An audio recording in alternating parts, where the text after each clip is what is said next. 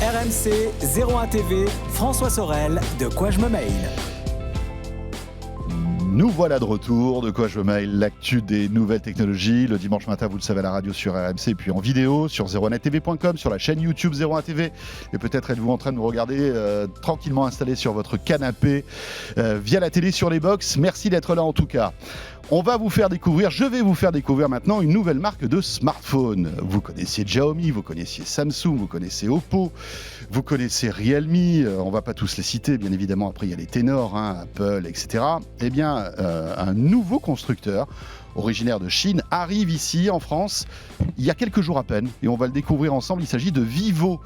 Vivo qui est un constructeur qui n'est pas un rigolo dans le monde du smartphone. Il faut savoir que c'est l'un des 5e ou 6e constructeurs de smartphones au monde, 5 ou 6, tout dépend de la période et puis du comptage.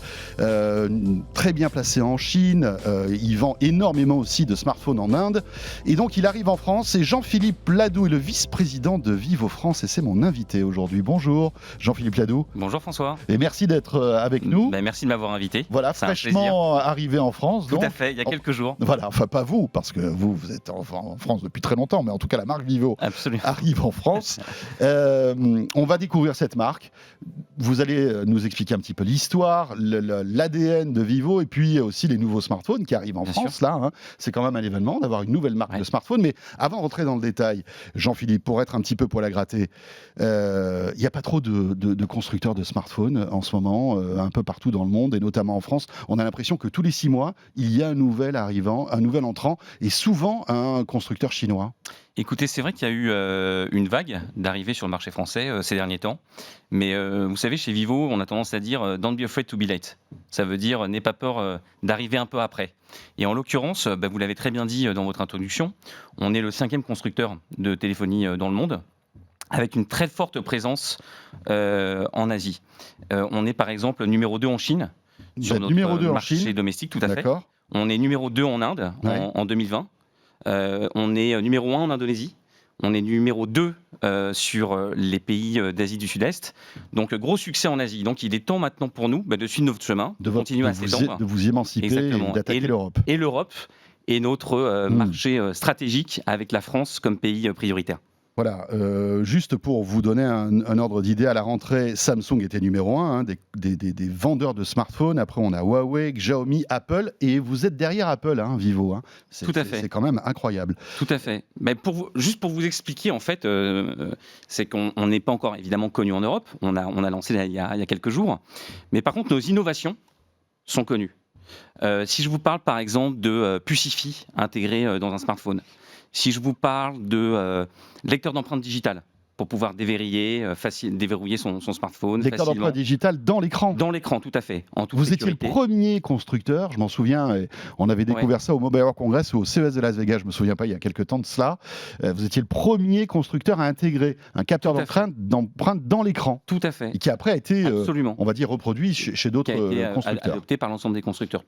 Tout à fait. Si je vous parle aussi de pop-up caméra, pour avoir une expérience immersive quand on va regarder par exemple Netflix sans avoir une encoche en plein milieu de son écran. Donc ça c'est Vivo. En fait, quand on lance l'appli photo, il y a le petit pop-up. Tout à fait. Voilà. Exactement. Et c'était Oppo qui avait sorti ça en France en premier, je me souviens. Exactement. Mais dans le monde, c'est une technologie qui a été créée et développée par Vivo. Et du coup, ces innovations nous ont permis vraiment d'avoir cette image en Asie très forte de créateurs de tendance. Donc, c'est ces tendances, ces innovations qu'on va amener maintenant sur le marché européen. Alors, expliquez-nous, est-ce que vous êtes cousin de cette grande firme BBK qui intègre Oppo, etc., enfin Realme, Xiaomi, c'est très tentaculaire et très compliqué tout ça, même moi j'y comprends pas grand-chose, mais est-ce que vous faites partie en fait de cette mouvance et de cette famille ? Alors justement, on souhaite profiter de ce lancement européen pour vous expliquer exactement quelle est la situation, quel est le statut aujourd'hui. Juste pour vous parler de la genèse de l'histoire du groupe BBK. BBK, c'est un groupe qui a été fondé en 1995 et il y avait 3 divisions. Une division communication, une division audio-vidéo et une division éducation. En 2001, ces divisions se sont scindées. Donc on est passé sur 3 entreprises indépendantes. Donc la division communication, c'est aujourd'hui ce qu'on appelle Vivo, sachant que la marque Vivo a été créée en 2011. La division audio-vidéo, c'est Oppo. Et la division éducation est la seule division qui aujourd'hui porte encore son nom, BBK Éducation Electronics. D'accord. Mais qui ont les mêmes actionnaires. Et qui fait des jeux éducatifs. Écoutez, aujourd'hui, je vais vous dire une chose. Vivo, on est une entreprise indépendante. On n'appartient à aucune société mère. On investit sur nos usines de fabrication. On a nos propres usines de fabrication. On en a 5 dans le monde. Donc, on fait nos produits. On investit dans nos centres de R&D. On a 9 centres de R&D dans le monde. Vous avez des milliers on a plus de 10 000 ingénieurs. 10 000 ingénieurs qui voilà. travaillent simplement à la recherche et le développement. Tout à fait. Les technologies dont je viens de vous parler, voilà, c'est ces 10 000 ingénieurs-là. Excusez-moi, je vous coupe, vous êtes en train de me dire que finalement, c'est vous qui créez l'innovation, tout à fait. Et après, vous la redistribuez aux autres par exemple à Oppo, parce qu'on parlait tout à l'heure de la caméra pop-up par exemple. Ouais. C'est quand même amusant que vous nous dites que vous êtes le créateur de ce truc-là, et Oppo qui, dans la légende urbaine, est un peu votre cousin, soit le premier à la sortir en Europe, cette caméra pop-up. Après, vous savez, il y a une vraie compétition aussi sur tout ce qui est hardware. Donc, encore une fois, je ne dis pas qu'on est les seuls, etc., mais on est créateur de tendance. D'accord. Après, ce qui est important de souligner, c'est qu'on est indépendant. On a, comme je vous l'ai dit, nos usines de fabrication, 5 dans le monde, on a nos centres d'R&D, 9 dans le monde, dans les grandes mégalopoles chinoises. On est une marque, entre guillemets, qu'on estime globale. On a des centres de R&D à San Diego qui sont focusés sur... Vous êtes même aux US. Tout à fait, sur l'intelligence artificielle. Ouais. On a un centre de R&D à Tokyo qui se focus sur la caméra, l'appareil photo.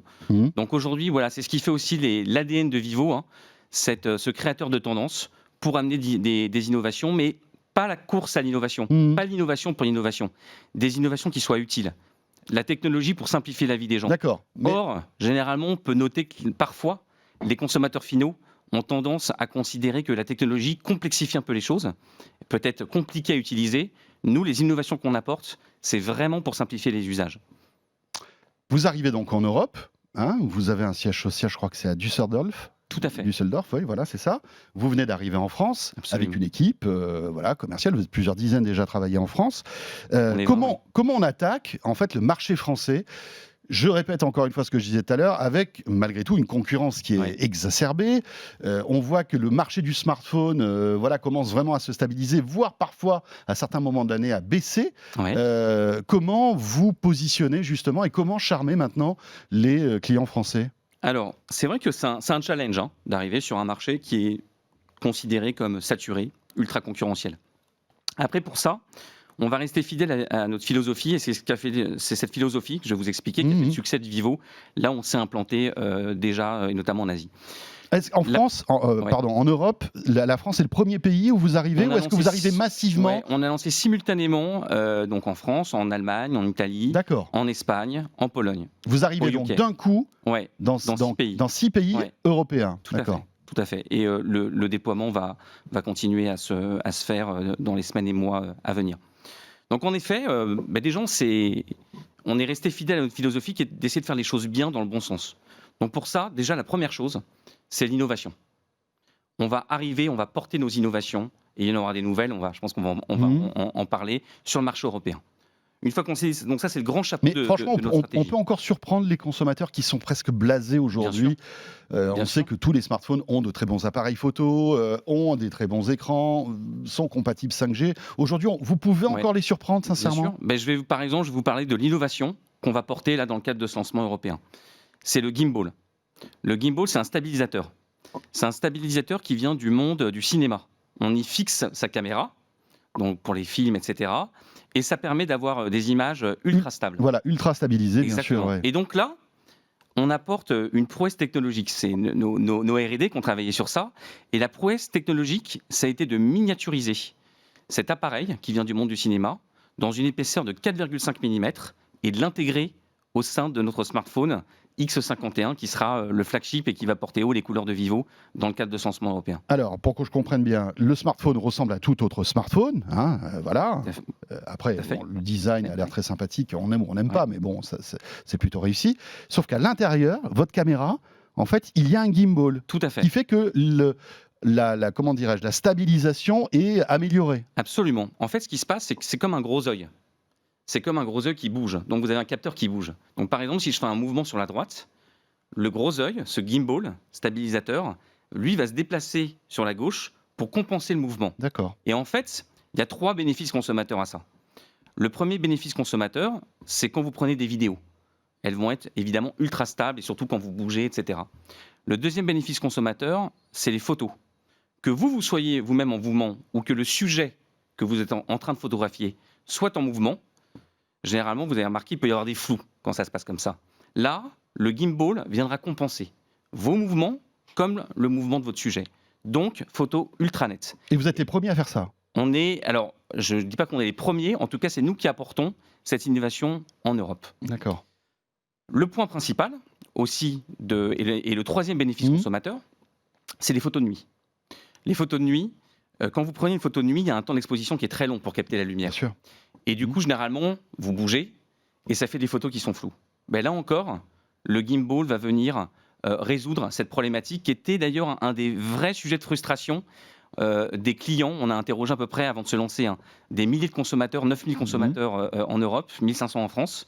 Et justement, on a pu voir que ces photos de nuit, c'était aussi un point de frustration. D'accord. Donc ça vient corriger ça. Donc gimbal, une innovation, on va dire, propre à Vivo en tout cas pour la France et pour l'Europe. Tout à fait. On sait beaucoup maintenant, certains de nos concurrents commencent à travailler dessus. Donc, oui, bien sûr, ça va risque arriver. d'être une techno et une innovation qui va se développer l'année prochaine. L'idée, c'est être numéro 1 dans la course à l'innovation. L'idée, encore une fois, l'innovation utile, c'est ce que vous disiez tout à l'heure. Utile. Encore une fois, la course à l'innovation, ça ne nous intéresse pas. Ce qui nous intéresse, c'est les consommateurs finaux. Et c'est d'apporter des solutions à leurs problèmes. Donc, dans ce cadre-là, on communique perpétuellement avec eux, on regarde ce qui ne va pas, et par rapport aux points qu'on peut améliorer, on apporte des solutions et donc de l'innovation. Jean-Philippe Ladoux, pour revenir un petit peu à l'actualité du smartphone et prendre l'un de vos compatriotes, puisque vous êtes chinois, Huawei.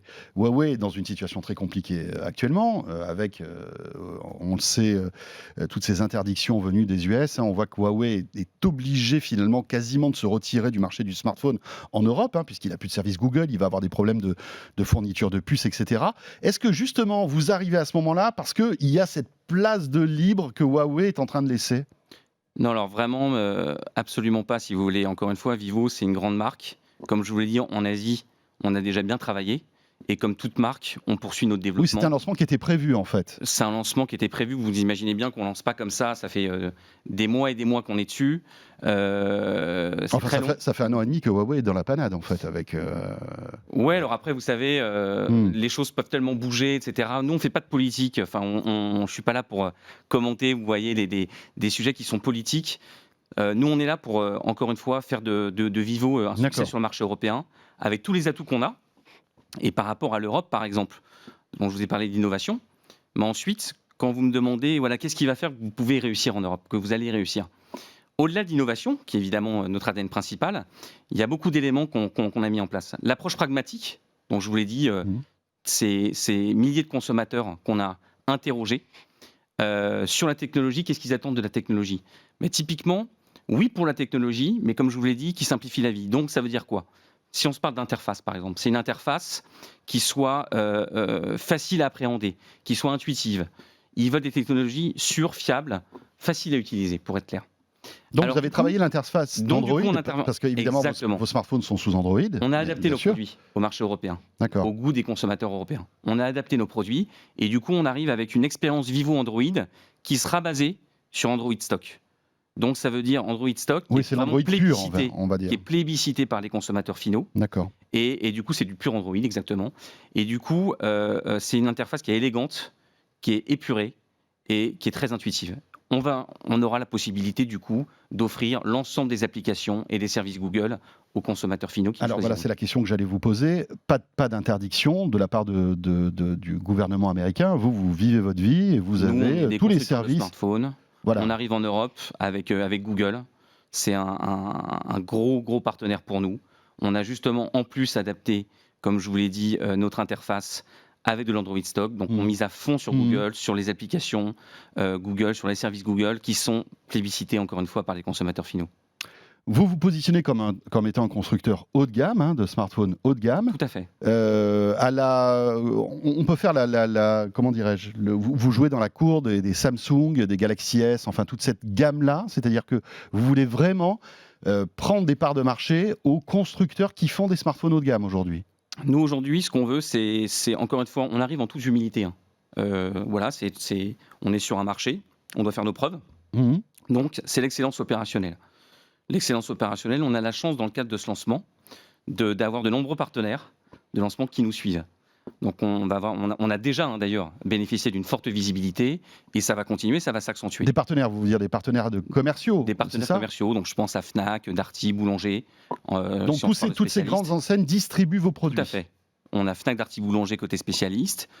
On a déjà lancé avec Carrefour, Auchan, on va lancer avec Leclerc dans quelques jours, Système U, donc côté la plutôt grande distribution, ce qui nous permet aussi d'assurer un maximum de visibilité et notoriété à la marque. On est chez les pure players, comme par exemple Cdiscount, avec un gros partenariat. Et on est évidemment aussi chez les opérateurs. Les consommateurs pourront aussi acheter du Vivo avec des subventions opérateurs parce qu'on est en exclusivité pour ce lancement chez Bouygues Télécom en ligne. Mais vous arriverez chez les autres opérateurs, Orange, SFR, On Free, a déjà bien sûr initié des relations avec eux, on discute. Et donc j'espère bien que dans les mois à venir, enfin semaines, mois à venir, on sera en mesure vraiment d'être présent partout, encore une fois, pour offrir la possibilité aux consommateurs finaux de nous trouver, peu importe leur opérateur. Juste une petite question, parce que je trouve ça passionnant. Comment lance-t-on une marque inconnue dans un domaine aussi, je le disais, encombré que le smartphone? On voit que vous poussez l'innovation, très bien, Oui. mais bon, Vivo, pour l'instant, voilà, ça évoque rien aux gens. Qu'est-ce qu'il faut faire? Il faut faire de la pub, quelles sont les différentes tactiques là que vous mettez en œuvre pour que justement les gens découvrent ce que vous faites? Alors déjà, faut bien travailler déjà. Faut mériter la confiance de ses partenaires. Donc ça, c'est le premier point. Donc, c'est être impeccable sur tout ce qui est logistique, sur tout ce qui est service après-vente, sur tout ce qui est formation des forces de vente. Pour tout ce qui est SAV, comment vous faites là? Par exemple, j'achète un Vivo, il tombe en panne. Comment on a ça un se centre passe? de réparation en France. En France, qui d'accord. travaille avec les acteurs du marché hyper solides. Donc voilà, ça nous permettra de réduire à fond les délais pour les réparations. Si je peux avoir quelqu'un au téléphone qui... On a une hotline aussi, D'accord. pareil. On s'est associé avec une hotline qui est en France. Donc on fait travailler aussi les Français, clairement. Et c'est des gens hyper sérieux qui, avec des délais de réponse qui sont top. On est déjà dans ces statistiques-là. Donc il n'y a pas de sujet. Ensuite, c'est l'expérience, bien sûr, en magasin. La recommandation des forces de vente. Donc on doit être au plus près des forces de vente. Donc c'est ce qu'on s'attelle à faire avec notre équipe terrain. Et puis qu'est-ce qu'il faut faire pour se faire connaître? Bien sûr, des partenariats, c'est important.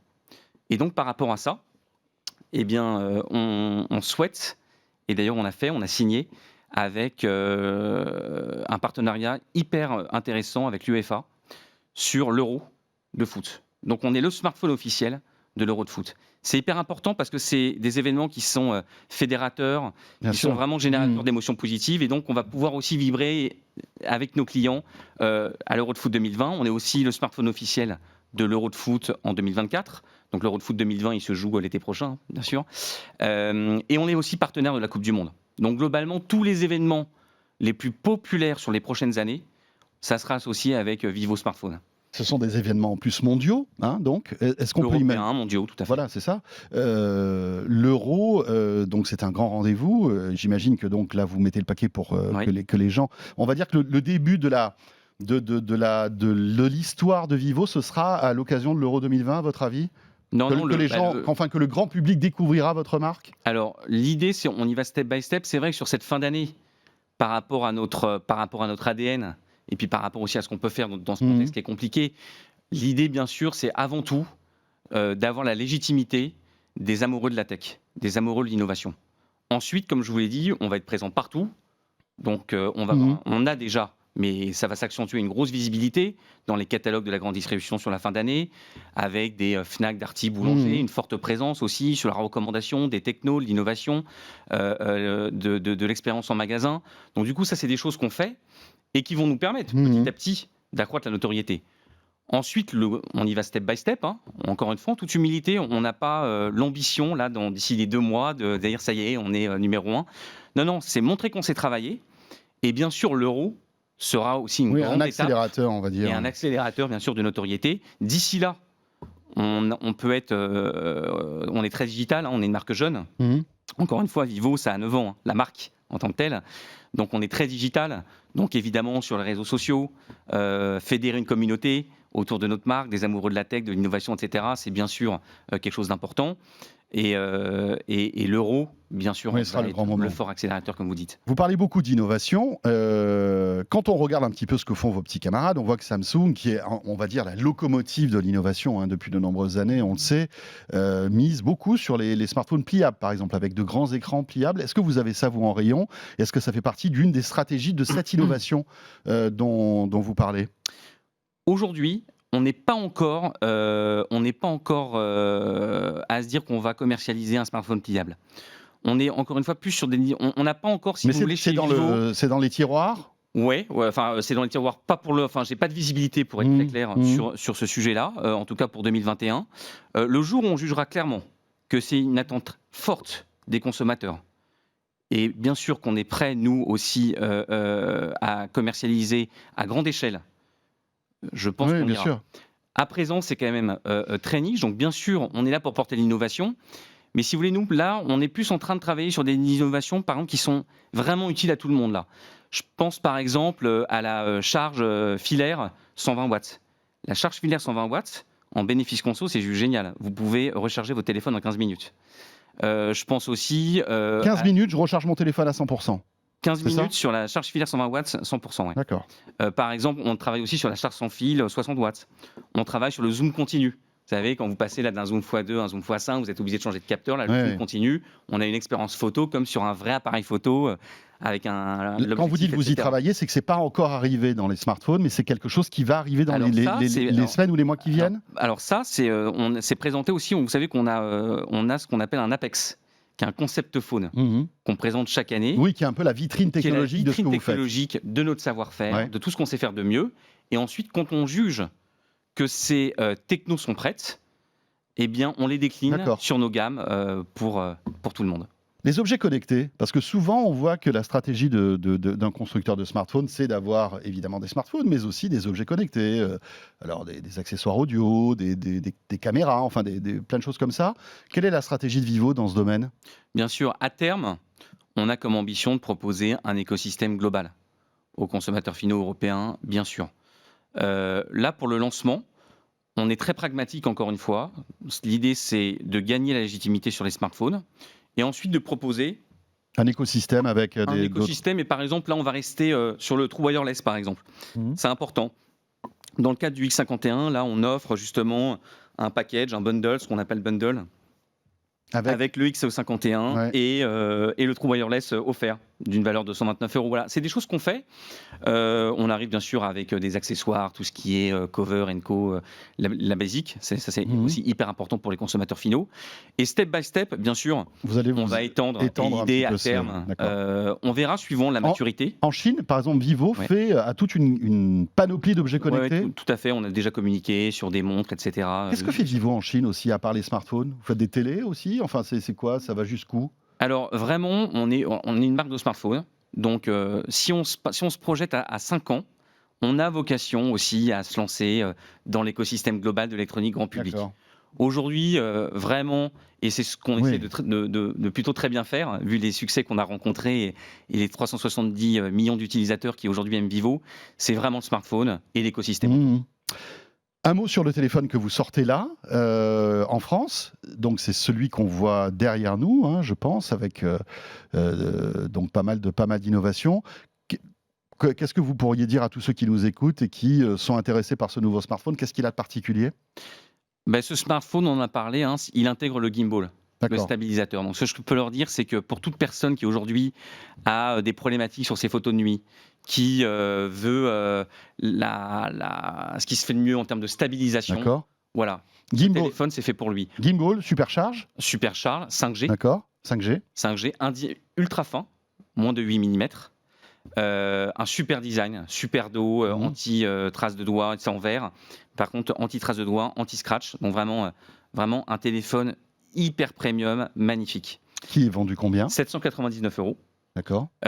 Donc on est sur un prix... Voilà, pour une marque qui n'est pas connue, c'est un challenge quand même. Est-ce que les consommateurs français qui ne vous connaissent pas, alors qui vous découvrent là peut-être aujourd'hui, enfin il y a d'autres, évidemment vous avez d'autres moyens de vous faire connaître, mais est-ce que vous pensez que les Français sont prêts à mettre 800 € quasi pour un smartphone d'une marque qu'ils ne connaissent pas? Ceux qui seront intéressés par cette expérience photo assez extraordinaire, vraiment bluffante, oui. Ensuite, pour être très clair, ce produit a vocation à asseoir notre légitimité et notre notoriété de marque. Ensuite, on lance aussi en parallèle une série qui s'appelle série Y. Et là, on est vraiment au cœur des volumes. Globalement, 54% des smartphones qui se vendent en France, ils sont à moins de 300 €. Et du coup, là, on va vraiment venir s'intégrer sur ce price point entre 150 et 300 € avec 3 produits qui sont des produits ultra compétitifs, 4G, et qui c'est vraiment les bons produits au bon positionnement avec les bonnes fonctionnalités. Donc on va se parler fast charge aussi, 33 watts, 18 watts, suivant les références. Mais en tout cas, on est dans des batteries de 5000 mAh, de la fast charge.